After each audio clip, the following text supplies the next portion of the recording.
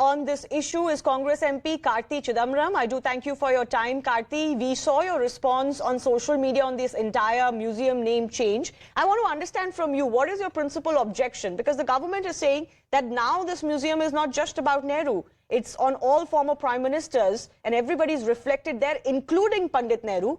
So what's the issue if the name also reflects that? This is rather childish on part of the BJP.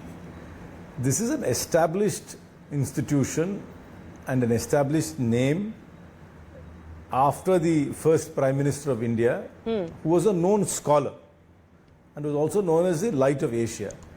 And this has been going on for more than half a century. Why would you want to change the name right now? What point are you trying to make?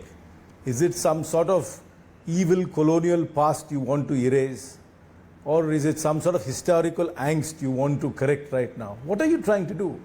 If you want to create a new institution, by all means go ahead and create a new institution. Name it after anybody you deem fit. But why would you want to remove the name of the first Prime Minister of India, who was an international statesperson, when we have Nehru centers in London, and we have Nehru Center even in South Africa, would that also be renamed now? Would you go to the extent of renaming them as whatever Pradhan Mantri centers there? I mean, this is childish. I mean, if the BJP wants to build institutions, they should build institutions.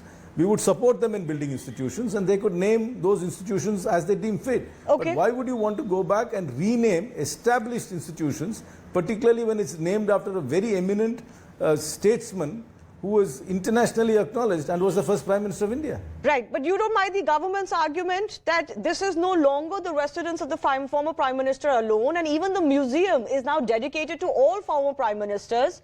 So they're saying the name should naturally reflect that. Could still have a tagline saying the Jawaharlal Nehru Memorial Museum, and all prime ministers could come up with a very clever tagline. So tomorrow, just because there is a road named after a particular person and he is not living there, you'd want to change it and bring about the names of everybody you want to reflect that. This is actually pettiness. This is not statesman-like at all. This is not statesman-like behavior at all. This is petty behavior. Okay, the other criticism, that comes in when we talk about institutions, schemes, awards in the past, is that the Congress party has named virtually everything after the Nehru-Gandhi Parivar. Basically, it was promoting one family's legacy or a chosen few's legacy. And that is why the Congress is hurting today. But it should acknowledge that all prime ministers should be valued equally. Absolutely, absolutely. But whether we like it or not, three Congress prime ministers came from a family. That's a historical fact. I can't change it. The BJP can't change it. They have to acknowledge that. They have to acknowledge the fact that Jawaharlal Nehru was Prime Minister, Indira Gandhi was Prime Minister, and Rajiv Gandhi was Prime Minister. That cannot be obliterated. That is an established fact. So going forward, please name anyway you're naming stadiums after yourself. You're doing things which please you and which you want to celebrate. According to you, people who need to be acknowledged, go ahead and do it. But why do you want to rename things which have been already established? Okay. What I wanted to is, particularly point out the fact you're talking about Indira Gandhi, Nehru and Rajiv Gandhi, but there are other Congress prime ministers too who, one can argue didn't get the same due as did just the family. But I want to understand from you, why do you think the BJP has done this? Why has the central government done this according to you? No, what have they achieved? What have they achieved by removing the name of the first Prime Minister?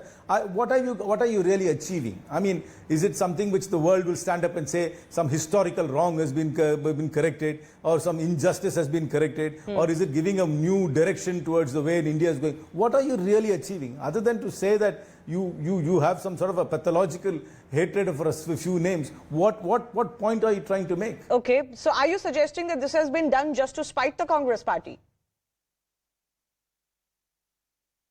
This is not going to spite the Congress party in any way. If anybody thinks that this is maybe just to give, this is just a minor irritants. This has no, this is not going to have any bearing in the way the Congress party is going to function or in any bearing in the way in which the people are going to respond to us. This is just going to expose the pettiness of the existing regime. That's all it's going to do. Okay.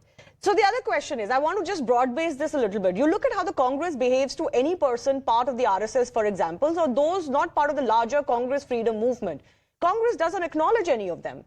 Then does the Congress have the moral high ground in saying, why are you removing Pandit Nehru's name when it is the Prime Minister's Sangrahalaya? The Congress is also extremely unforgiving and unaccepting of anyone else who's not from their ecosystem. Look at what's happening in Karnataka, for example, over chapters over Savarkar and Hegdewar. See, history is a very complicated thing in India. It's been weaponized. I mean, when I was in school, Tipu Sultan was a hero. But according to the BJP, Tipu Sultan is a tyrant who shouldn't even be acknowledged. I mean, this is how it is. This is the regimes tend to interpret history in the way they want to. But the point is, the history has to be studied dispassionately and has to be chronicled and it has to be left to scholars. I would actually urge governments to step away from history.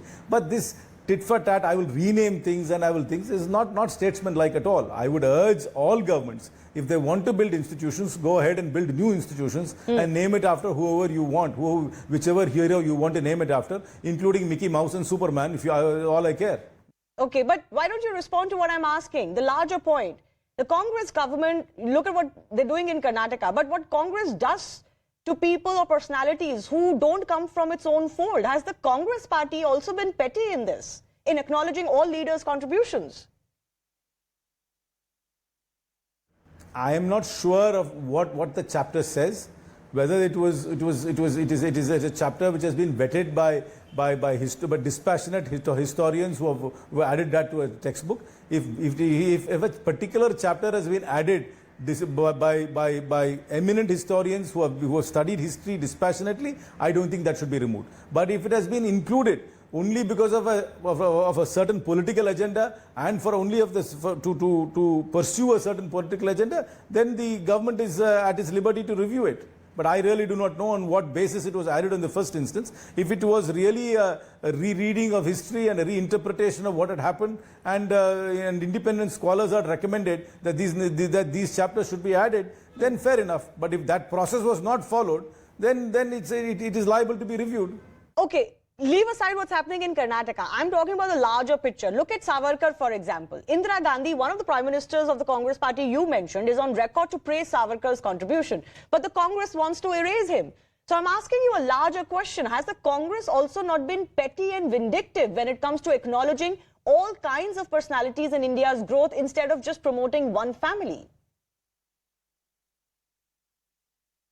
As I said, I would prefer history to be left to the historians who study it dispassionately and would pass judgment, and not to political leaders who seem to have their pet likes and dislikes in coloring the opinion of historical figures. I am not a scholar of Indian independence, and I am not knowledgeable enough to speak about whether a particular person needs to be included or excluded, because I don't have enough information. But I would leave this to eminent historical scholars who would study history dispassionately. But that would be the point. Nobody wants to be, I don't think you should be renaming established institutions. Okay. Create new institutions. That's what this country needs. Create new institutions. If you have new heroes, please create new institutions after them. But do not, by any stretch of imagination, do not destroy established institutions. When, for example, in Parliament, the Parliament was inaugurated on the birthday of Savarkar. Why? What was the connection of Mr. Savarkar and the Indian Parliament? Why would you want to do that? What message are you even sending? What message are you sending to the people of India? That you want to suddenly elevate somebody who by all historical accounts did not play I'm not diminishing him in any way, but definitely did not play any role of any significant role in the Indian freedom movement or in the establishment of Parliament. But the new Parliament building was inaugurated on his birthday. Why would you choose that day? Okay. Unless you wanted to send a very sectarian and a very pointed and a sharp and a message to the opposition. That's the only reason you did that. There cannot be any historical basis of inaugurating Parliament on that particular day. Okay.